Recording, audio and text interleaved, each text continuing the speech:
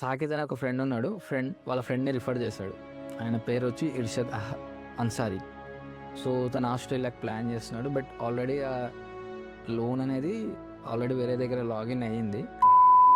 So in డిఫాల్ట్‌గా reject చేసేసారు. So reason ఏంటంటే ఫైనాన్షియల్ కోఆపరేషన్ లేకుండా లాగిన్ చేశారు. బట్ తన వాళ్ళ సాకేత్ రిఫరెన్స్తో మన దగ్గరకు వచ్చారు.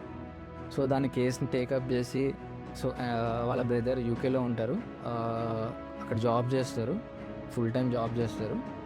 అండ్ ఈజ్ ఎ సిటిజన్ అక్కడ.